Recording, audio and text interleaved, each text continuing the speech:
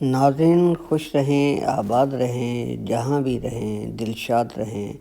آج آپ کو ملک یونان میں پیدا ہونے والے سکندر کو، جو بعد میں الیگزینڈر دا گریٹ سکندر اعظم کہلایا، اس نے 32 سال کی عمر میں دنیا کو کیسے فتح کر لیا؟ کون سی شخصیت تھی جس نے اسے یہ عظیم کارنامہ سر انجام دینے کا حوصلہ بخشا؟ جی ہاں ناظرین، وہ ایک عظیم شخصیت یونانی شاعر ہومر تھا۔ ناظرین، جب سکندر نے ارسطو کی زبانی اس کی رزمیہ نظم ایلیڈ سنی تو اس کے حوصلے بلند ہوئے اور اس کی مایوسی کو امید میں بدل کر رکھ دیا۔ ناظرین، ہومر جے سمپسن کون تھا؟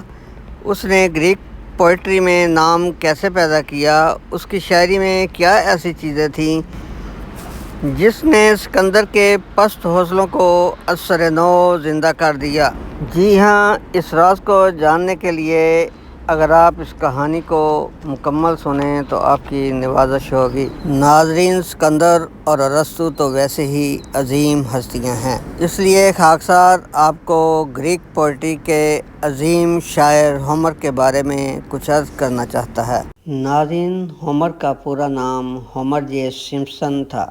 ہومر غالباً 8ویں صدی عیسوی میں یونان کے ایک شہر لونیا میں ہی پیدا ہوا اور یہیں زندگی کی سیڑھیاں قسم پرسی کی حالت میں عبور کرتا ہوا جوان ہوا۔ یاد رہے کہ آج کل یہ لونیا شہر ترکی کی سلطنت کا حصہ بنا ہوا ہے۔ جو لوگ ترکی کی سیر کو جاتے ہیں وہ اس تاریخی شہر کا بھی وزٹ بآسانی کر سکتے ہیں۔ تاریخ بتاتی ہے کہ ہومر کی بینائی بچپن سے ہی کمزور تھی اور اس کے کثرت مطالعہ نے اسے مکمل طور پر نابینا بنا کر رکھ دیا تھا، جس کے باعث اسے حصول روزگار میں کافی دشواری پیش آئی۔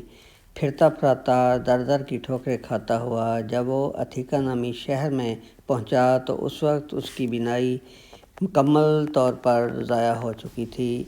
بینائی سے محروم مگر علم کی دولت سے سرشار ہومر نے اپنی مشہور زمانہ رزمیہ نظم اوڈیسی لکھ ڈالی، جس نے اس کی شہرت کو چار چاند لگا دیے اور یونان کے طول و عرض میں اس کی شہرت کا ڈنکا بجنے لگا۔ ناظرین، اتنی شہرت پانے کے باوجود بھی مالی لحاظ سے وہ بدحالی کا ہی شکار رہا۔ اس لیے اس نے اتھیکا کو چھوڑ کر سمرنا شہر میں رہائش اختیار کر کے وہاں اپنی فن شاعری کے جوہر دکھانے لگا۔ ناظرین، سمرنا شہر کے ایک دردی نے جب اس کی شہرت دوام کو دیکھا تو اس نے اسے اپنے گھر رکھ لیا اور ہومر سے کہا کہ آئندہ وہ جو کچھ بھی لکھے گا وہ میرے نام سے لکھے گا۔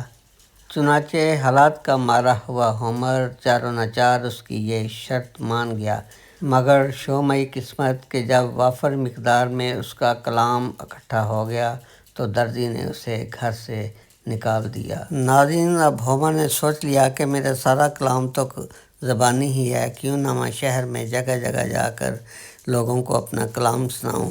چنانچہ اس کا یہ تیر کارگر ثابت ہوا، لوگ اس کا کلام بھی سنتے، سر بھی دھومتے اور اس کو بطور انعام لوگ کچھ نہ کچھ نقد رقم بھی دینے لگے، جس سے اس کی گزراقات بقدرے آسان ہو گئی۔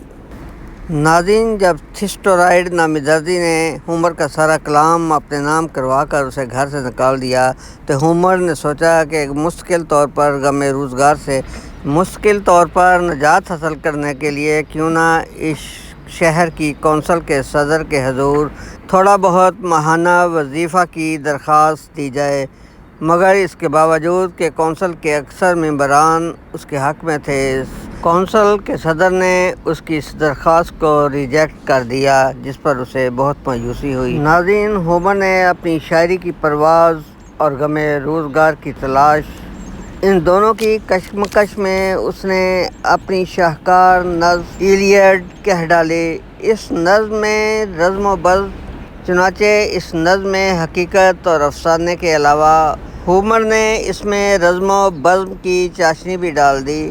اس نے اپنی اس شاہکار نظم میں اس زمانے کے عظیم انسانوں کے کارنامے اور ان کی ناکامیوں کا بھی واضح ذکر کر دیا۔ جب سکندر نے اس رزمیہ نظم کو اس زمانے کے مشہور فلاسفر ارسطوٹل یعنی ارسطو کی زبانی سنا تو اس کی دنیا کو فتح کرنے کی جو خواہش دم توڑ چکی تھی اثر نو بیدار ہو گئی، اور سکندر نے اسی نظم سے پیدا شدہ جذبے سے سرشار ہو کر پوری دنیا کو فتح کرنے کا صحرا اپنے نام کر لیا۔ ناظرین، Aristotle and the Alexander the great کی کہانی سے ہمیں سبق ملتا ہے کہ قوموں کے عروج و زوال کے پیچھے بھی ان کے لیجنڈز کی کہانیاں پنہاں ہوتی ہیں، جن سے سبق سیکھ کر ان کے رہنما قوموں کو اوج فلک تک پہنچا دیتے ہیں۔ Thanks to watch and listen Dil Darya T V.